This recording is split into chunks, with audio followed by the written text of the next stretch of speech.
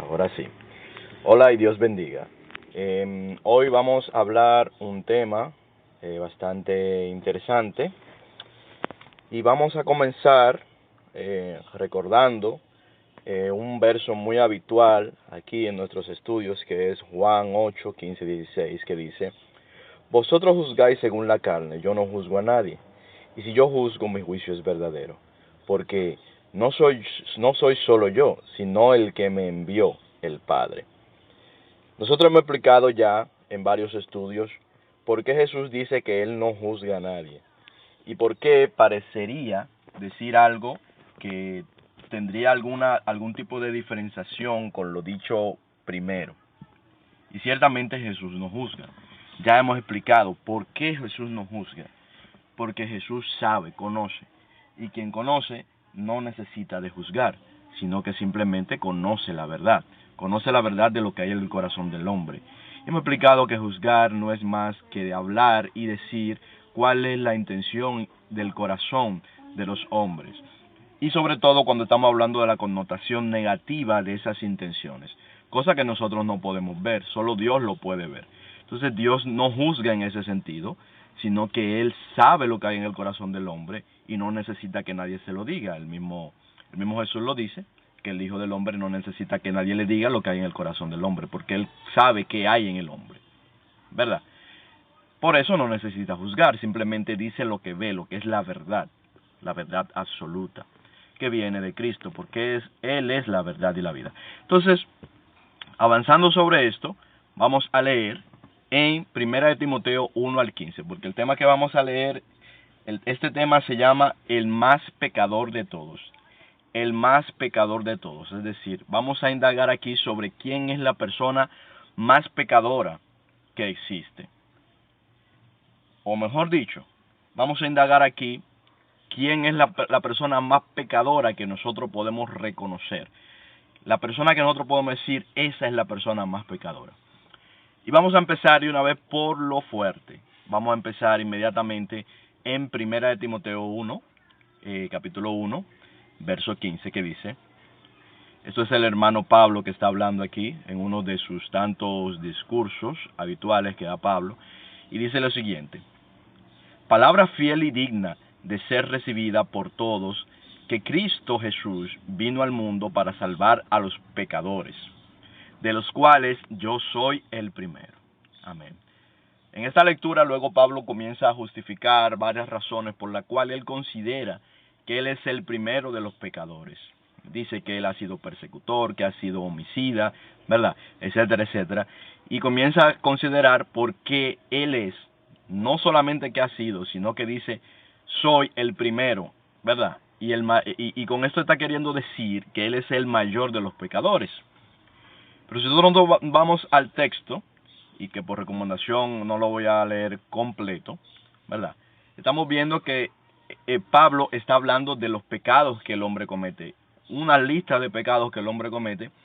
Esta lista ya él la había mencionado, la menciona en otra de sus cartas también, y aquí vuelve y la menciona, en las cuales todos caeríamos en alguno de esos pecados o en varios de esos pecados que hemos cometido en la vida, ¿verdad?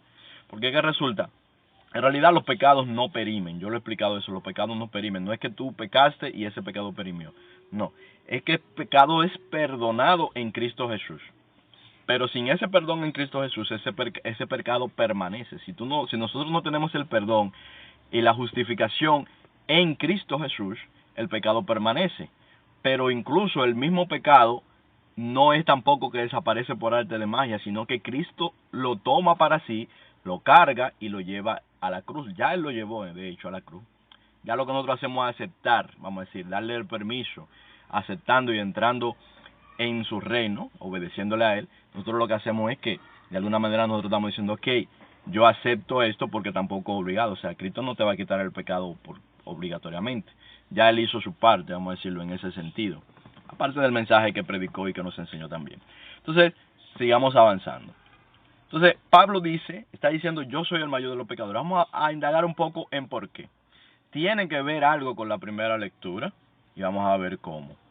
Vamos a leer ahora en el libro de Romanos 12, capítulo 12, verso 3, y dice: Esto es también Pablo que está hablando y dice, digo pues, por la gracia que me es dada, a cada cual que está entre vosotros, que no tenga más alto concepto de sí que el que debe tener, sino que piense de sí con cordura, conforme a la medida de fe que Dios repartió a cada uno. ¿Qué es lo que está diciendo el hermano Pablo? Hermanos, no piensen de ustedes mismos más de lo que deberían de pensar, ¿verdad? Es decir, no pienses de ti mismo, no pensemos nosotros todos, no pensemos de nosotros mismos más de lo que deberíamos de pensar. Nosotros se nos ha dado una medida de fe, y esa medida de fe es por gracia, dada por Dios, ¿verdad? Entonces, no hay ninguno de nosotros que podamos decir somos más especiales que los otros. No somos más especiales que los demás, sino que somos tan especiales como los demás. Bien, para Dios. Dios tiene buenos pensamientos para mí, para ti y para todos.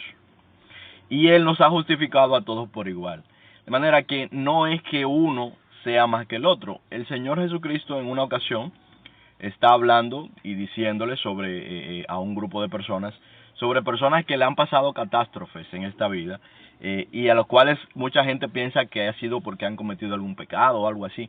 También se da en la ocasión en la que le preguntan sobre una persona que nació del todo ciega, ¿verdad? Le preguntan si fue que se pegaron sus padres o que pecó él. Ante estas cosas Jesús dice, miren, no es que ustedes no son menos pecadores que ellos. Antes, si ustedes no se arrepienten, perecerán igualmente. Y curiosamente, Jesús no se está refiriendo al perecer o a la enfermedad de ese momento. No es eso que se está refiriendo. Él se está refiriendo a la segunda muerte, que es aquella de la que Cristo nos libra, porque todos moriremos de la primera muerte. Pero Cristo nos puede librar y nos libra de la segunda muerte si nosotros aceptamos la salvación en Cristo Jesús. Entonces, Él nos dice a todos igualmente, o sea, esos que adoraban, por ejemplo, ídolos, sobre los cuales cayó una torre, ellos, no es que ellos fueran más culpables que ustedes, o que ustedes sean menos culpables que ellos, nos enseña Jesús, sino que si ustedes no se arrepienten, igualmente pereceréis. Entonces, esto es lo mismo que nos está diciendo Pablo aquí de alguna forma, es decir, no tengas un mayor concepto de ti que el que se debe. Recuerda que a ti se te fue dada una medida de fe. No es para que tú creas que tú eres superior a los demás. No es para que tú ahora seas como el fariseo que orando decía, gracias Señor porque no soy como este publicano pecador, ¿verdad? Que hago esto, que hago lo otro, que doy mis diezmos, que doy limosnas, que guardo la ley, que hago esto. Eso sería caer en el fariseísmo, señores. Eso es parte de lo que es el fariseísmo. Y es algo que es réprobo ante Dios. Bien, en el cristianismo no es así. En el cristianismo nosotros tenemos que considerarnos, como Pablo dice aquí, no podemos considerarnos superiores a los demás. Nunca podemos considerarnos superiores a los demás. Incluso a los que vemos que evidentemente podemos observar que pecan. Y podemos llegar a entender incluso que pecan deliberadamente. Podemos llegar a entenderlo. Ellos no pueden dar el testimonio de esto. Bien, entonces, ¿qué vamos a leer ahora? Vamos a leer en Filipenses 2:3. Y dice lo siguiente: nada hagáis por contienda o por vanagloria, antes bien con humildad, estimando cada uno a los demás como superiores a él mismo. Y aquí Pablo nos está ampliando de nuevo el mismo concepto y nos lo está llevando un paso más allá.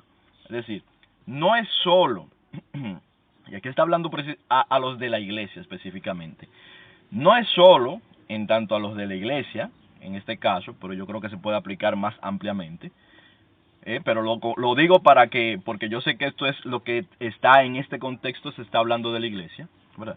Entonces no es solo que los demás nosotros tenemos que considerarlos tanto como iguales, sino que aquí Pablo va un paso más allá y nos dice, considera a tus hermanos como superiores a ti, ¿verdad?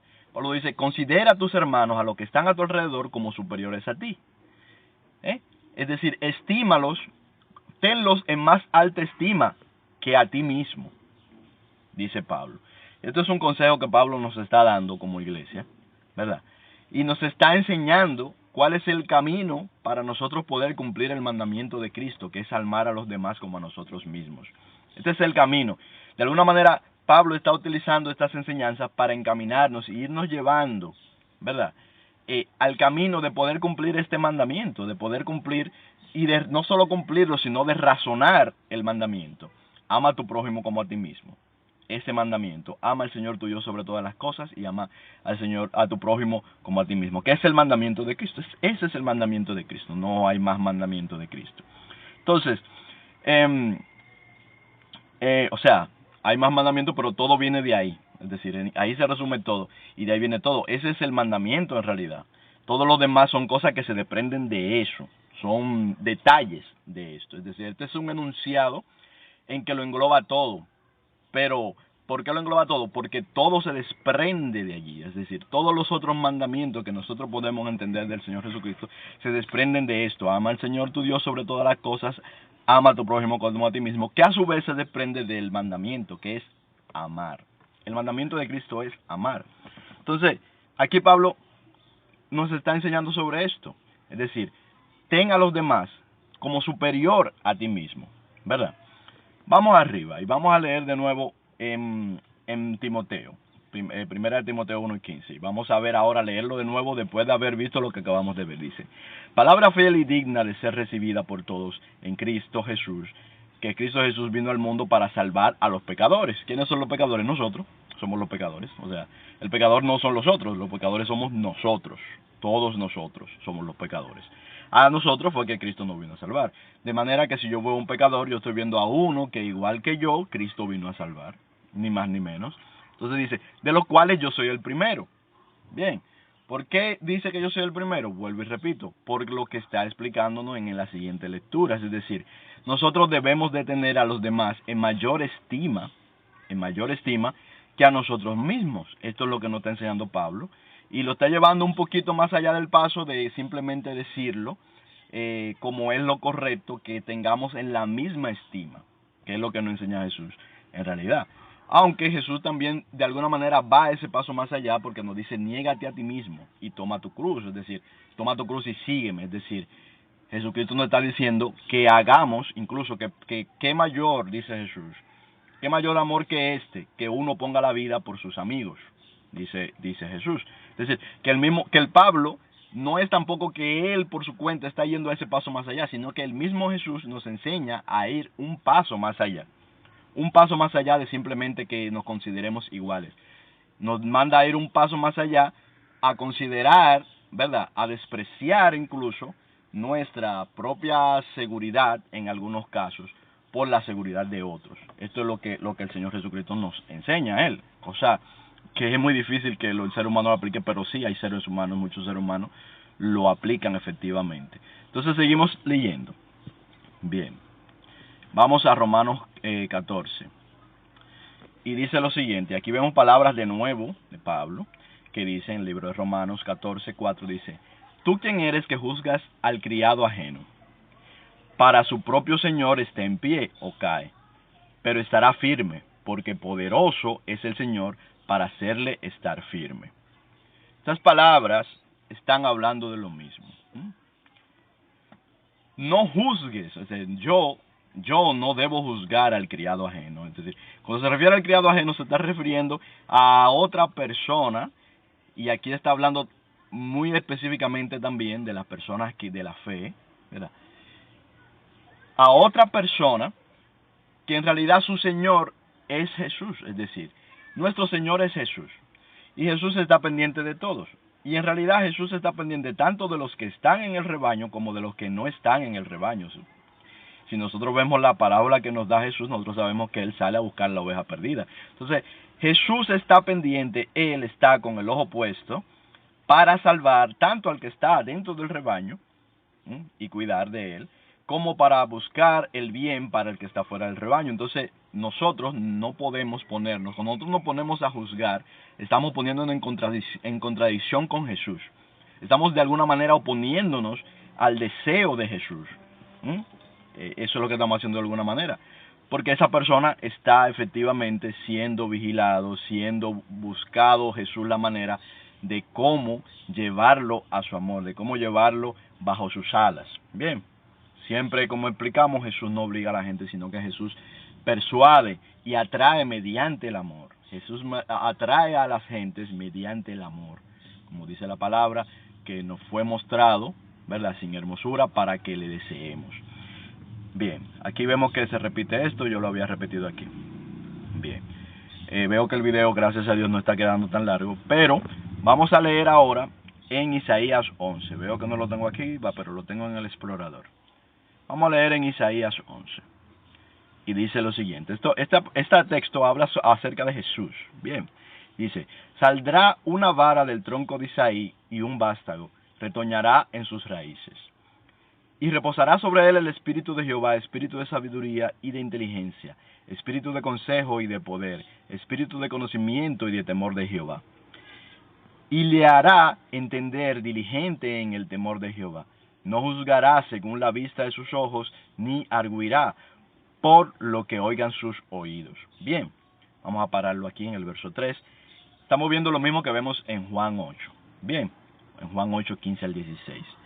No juzgará según la vista, ni se llevará de lo que escuche simplemente, de lo que escuche, de lo que ve, como nosotros muchas veces lamentablemente hacemos, que somos muy rápidos y muy prestos para juzgar y para condenar.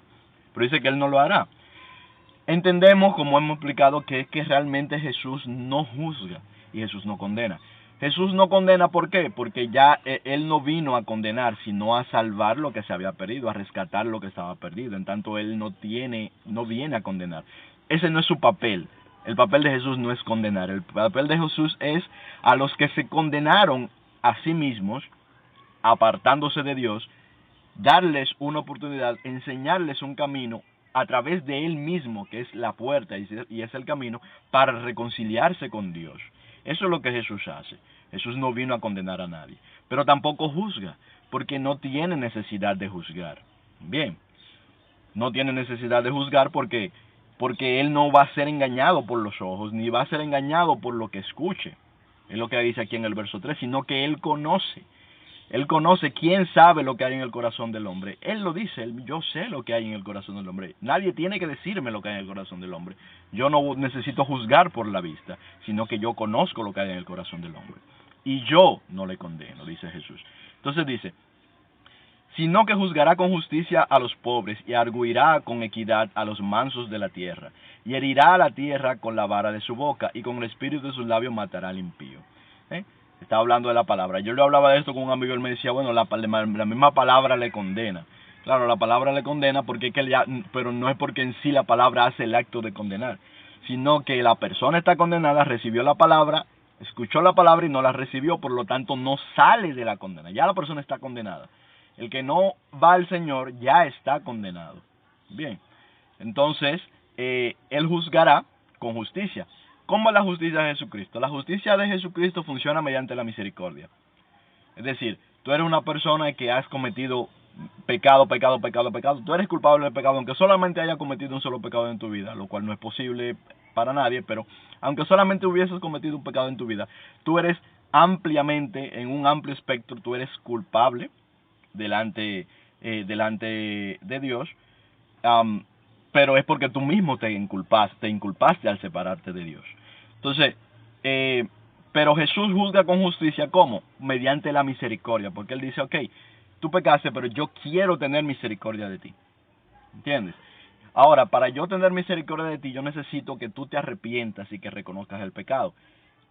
Una señal de que tú te arrepentiste y reconociste el pecado es que tú no juzgas ni condenas a los demás, sino que tú dices, así como el otro es pecador, yo soy pecador, entonces no le puedo juzgar, no le puedo condenar. No es mi deber, no es mi asunto condenar a la persona porque ni tampoco juzgarlas. ¿Se entiende? Entonces, si nosotros no estamos dispuestos a dejar de condenar y juzgar, entonces nosotros estamos diciendo que es correcto condenar y juzgar. En lo tanto, nosotros vamos a ser condenados porque ya fuimos condenados. Entonces estamos diciendo que la misericordia de Dios no sirve para nada. Si la misericordia de Dios no sirve para nada para con el otro, pues tampoco va a servir para nada para conmigo. Esto es algo que yo lo vuelvo y lo repito porque yo sé que muchos todavía de mis hermanos lo están empezando a entender y otros no lo han entendido ni un poquito todavía, y gracias a Dios otros ya lo han comprendido de verdad. Entonces, vamos a decirlo de todas las maneras. Jesús lo hizo a sí mismo, Jesús lo dijo de 1000 maneras, con 1000 parábolas, y no importa que sea repetitivo, a veces la cosa hay que repetirla, porque hay personas que tal vez no lo entienden hasta que no se les repite muchas veces las cosas de muchas maneras, y es necesario que a esa persona llegue el mensaje. Entonces, ¿qué dice? Esta justicia de Dios, esta justicia de Jesús, ¿cómo es? Dice aquí, la vaca y la osa pasarán sus crías, se echarán juntas, y el león como el buey comerá paja. El niño de pecho jugará sobre la cueva del áspid, y el recién destetado extenderá su mano sobre la caverna de la víbora.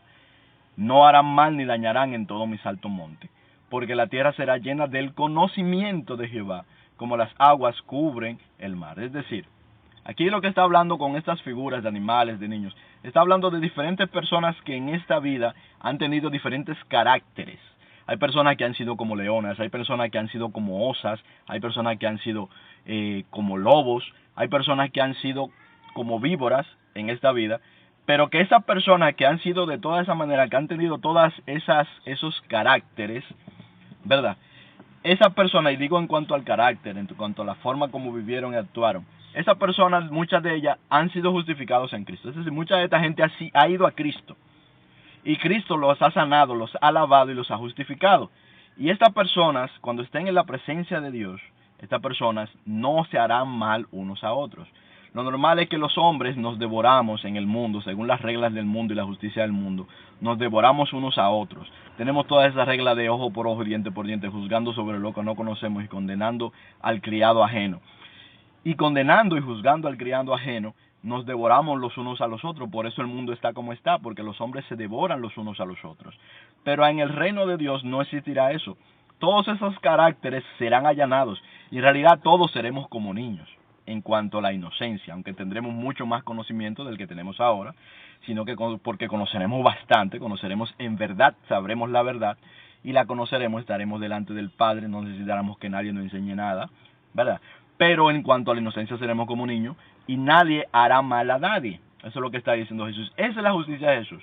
La justicia de Jesús es el que él agarra, él toma, ¿verdad? Al delincuente, al avaro, a la prostituta, al jactancioso, al ladrón, etcétera, etcétera, y él lo convierte a él. Una vez esta persona arrepentida, entonces Jesús comienza a convertirlo a él, y en aquel día se terminará ese proceso de transformación inmediatamente, porque pasaremos un nuevo cuerpo. Y esa es la justicia de Jesús. La justicia de Jesús es, ok, tú te arrepientes, yo te sano, te salvo y te justifico. En eso consiste la justicia de Jesús. Bien, a eso que se está refiriendo cuando nos dice aquí, que cuando vemos aquí en el verso 5 que dice, será la justicia cinto de sus lomos y la fidelidad ceñidor de su cintura. Esa es la justicia de Jesucristo. La justicia de Jesucristo no es el ojo por ojo y diente por diente. Él mismo lo dijo con sus palabras. Oíste que fue dicho ojo por ojo, diente por diente, y más yo os digo, ama a tu enemigo, haz bien a lo que te aborrecen, ahora por lo que te calumnia, etcétera, etcétera, etcétera, que fue lo mismo que él hizo en su vida, y que es el propósito que él tiene, salvar a las personas que pecan, que han pecado. Bien, dice aquí, vamos a leer el 11, asimismo acontecerá en aquel tiempo que Jehová alzará otra vez su mano para recobrar el remanente de su pueblo que aún esté en Asiria. Ya esto es otro asunto, que tiene que ver con la salvación de Israel, que es objeto de otro estudio. Bien, entonces, volviendo a nuestro estudio que estamos haciendo hoy sobre el más pecador de todos, ¿qué es lo que sucede, señores? Acá. ¿Por qué Pablo dice soy el más pecador de todos? ¿Y por qué no dice que tengamos mayor estima de los demás que de nosotros mismos?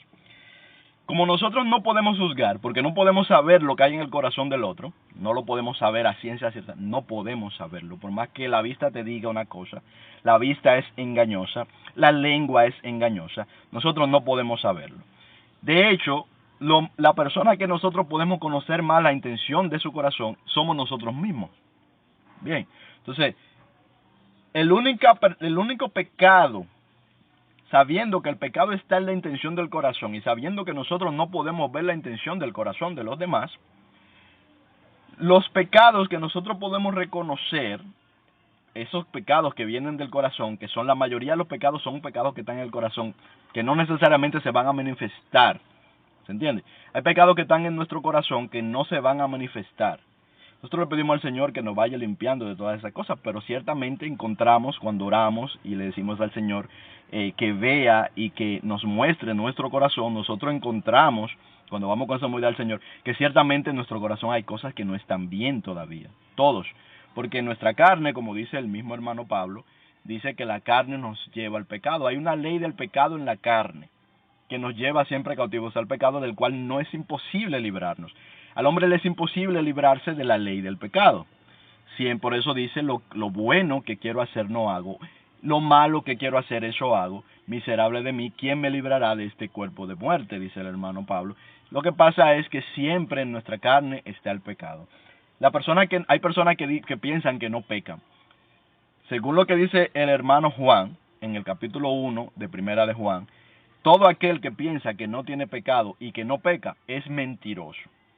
Todo aquel que dice esto es mentiroso y está haciendo a Dios mentiroso. Pero Dios no miente. Bien, todos nosotros tenemos pecado, todos. No hay nadie que pueda alcanzar la altura del varón perfecto para no pecar en este cuerpo. Por eso seremos despojados de este cuerpo y se nos dará un cuerpo nuevo en aquel día, en el día que el Señor venga por nosotros. Se nos otorgará un nuevo cuerpo. Es parte de la redención, es que nos será dadas nuevas vestiduras blancas. Se refiere a un cuerpo que no tiene relación con el pecado. Entonces, todos pecamos. Todo el que diga yo no peco, yo no estoy pecando, yo después que me convertí no he vuelto a pecar jamás, yo no cometo pecado, yo no estoy pecando, está mintiendo. Está mintiendo, ya sea desde la arrogancia o desde la ignorancia, desde cualquiera de las dos, porque puede ser desde la ignorancia. Si es de la ignorancia es porque la relación con el Señor hay que hacerla un poquito más humilde y dejar que el Señor nos muestre lo que hay en nuestro corazón. Cuando el Señor nos muestra lo que hay en nuestro corazón, nosotros sabemos y podemos reconocer en nosotros mismos que somos pecadores. Entonces, ¿qué sucede? Que las otras personas, nosotros, salvo que el Señor le plazca por algún propósito que Él tenga, mostrarnos lo que hay en el corazón de otra persona, cosa que sucede, ¿verdad? Pero no sucede tan regularmente. Nosotros no sabemos cuál son los pecados que están en el corazón de esa persona, porque el pecado no está en lo que se ve, sino en el corazón. Bien, el pecado no está en las cosas que se hacen ni siquiera, es en el corazón que está el pecado. Lo que hay en el corazón es que produce lo que se ve, pero a veces lo que se ve no viene de lo que tú crees que viene en el corazón. Entonces ahí nosotros podemos juzgar mal, porque juzgamos según la vista. Entonces, ¿quién es la persona de la cual yo conozco que yo puedo saber mayores pecados sabiendo que el pecado viene del corazón? Nosotros mismos, yo mismo. ¿Por qué?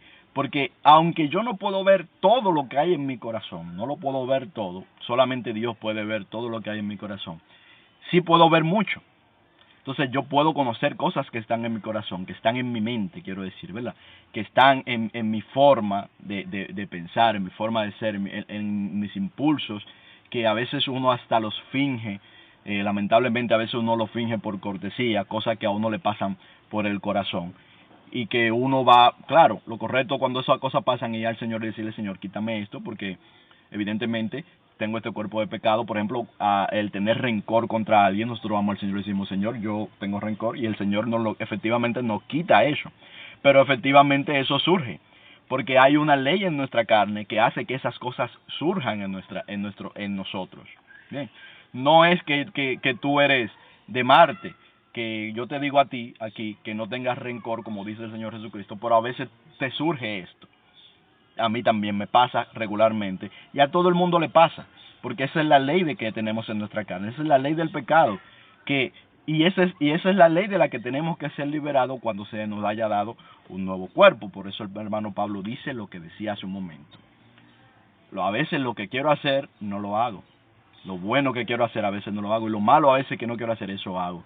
Y a veces nos llenamos, ¿verdad? A veces nos indignan ciertas cosas, y podemos llegar a pecar cuando entendemos realmente que lo que es el pecado. Podemos darnos cuenta que a veces estamos pecando, pero seguimos a veces sintiendo eso. El Señor nos libra, nos ayuda con eso. Siempre vamos al Señor, porque el Señor dice, pedid y se te dará. Y efectivamente el Espíritu Santo tiene la capacidad demostrada en nuestra vida de quitarnos esas cosas que parecen que para nosotros mismos es difícil quitárnoslas. Pero el Espíritu Santo lo hace. Confía en el Señor y Él lo hará. Entonces, ¿qué pasa? Si vamos a contar pecado por pecado, siendo que yo no puedo juzgar a los demás porque no tengo las herramientas para juzgar a los demás, la herramienta para juzgar a los demás es ver qué hay en el corazón de los demás. Como yo no tengo las herramientas para eso, no puedo juzgar a los demás. Aunque hay pecados que son bastante evidentes y confesos, que se pueden ser confesados incluso una confesión puede ser, ¿cómo se dice? Puede ser falsificada una confesión incluso. Una persona puede decir una cosa con la boca y confesar algo y ser esa confesión mentira. Bien, entonces, si el Espíritu Santo no me lo revela, la realidad es que yo, de las personas que más pecado conozco, es de mí mismo. Y siempre va a ser así. Si somos sinceros, y entendemos que juzgar, que siempre que juzgamos nos equivocamos, en realidad, la persona de la que nosotros conocemos que más pecado tiene somos nosotros mismos. Entonces, por eso el hermano Pablo dice, yo soy el primero de los pecadores. Yo soy el primero de los pecadores. En tanto yo soy el primero de los pecadores, yo no sé cuánto pecado hay en el corazón del otro, cuántas actitudes negativas, cuántas actitudes que van en contra de la voluntad de Dios hay en el corazón del otro. Pero yo sí conozco que en mi corazón surgen ese tipo de cosas frecuentemente. Yo sí sé que en mi corazón surgen esas. Entonces, a la luz de la evidencia, yo solamente puedo decir que yo soy el más de los pecadores. Ese es un reconocimiento que nosotros podemos hacer. A la luz de nuestra propia evidencia, solamente podemos decir eso, que nosotros somos el más de los pecadores, porque ¿qué vamos a decir de los demás?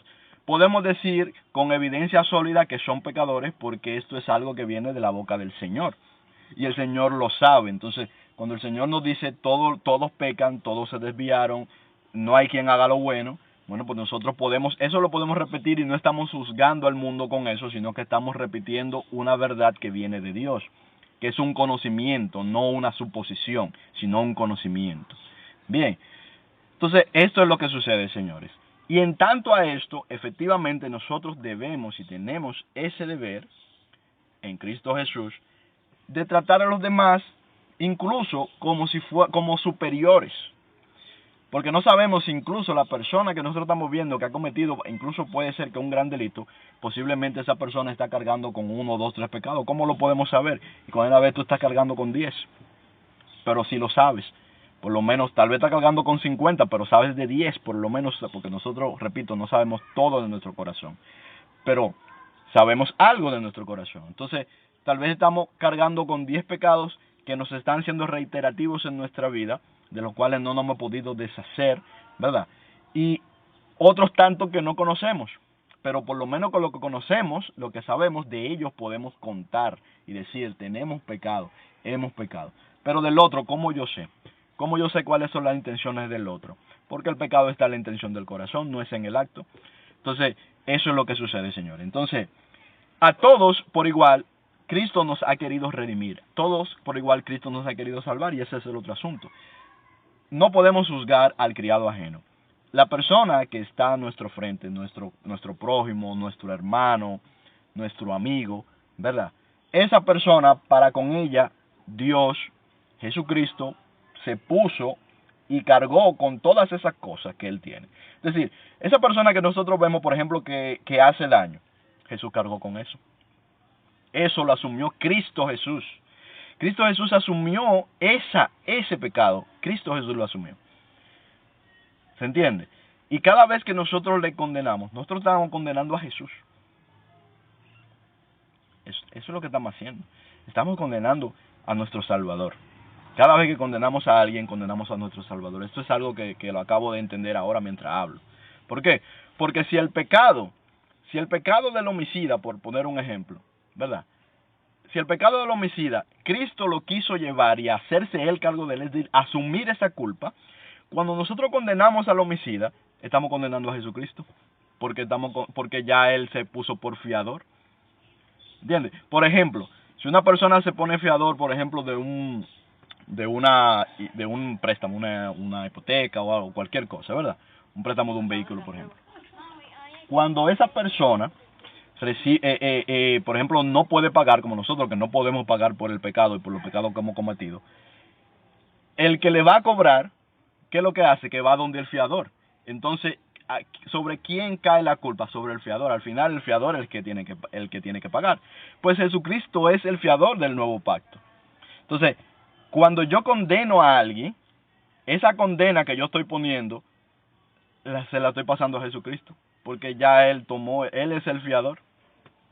Él es el que se puso por fiador. Es decir, Él es el que dijo, cargó, como dice la palabra, todo el pecado del mundo en sí mismo. Es decir, Jesús allí en la cruz estaba reconciliando al mundo con sí mismo, pero cargando la culpa de todo el mundo. Cuando yo condeno, estoy condenando al que ha cargado la culpa de aquello por lo cual estoy condenando. Estoy condenando a Jesús. Y en condenar a Jesús, me estoy condenando a mí mismo también. Porque resulta que también Él es el que carga mis pecados. Por lo tanto, como Él carga mis pecados y carga los pecados de la persona ajena a la cual yo estoy condenando, entonces ¿qué resulta? Que yo estoy condenándome a mí mismo. Por eso Jesús dice, y esto nosotros lo hemos entendido, lo hemos explicado y lo seguiremos explicando. Por eso Jesús dice, y nos dice, después de decirnos cómo orar, nos dice, porque si ustedes perdonan a los hombres todas las ofensas, cualquiera que sean, vuestro Padre Celestial también os perdonará vuestras ofensas. Pero si ustedes no perdonan las ofensas a los hombres, cuales quieran que sean, vuestro Padre Celestial tampoco les perdonará las ofensas.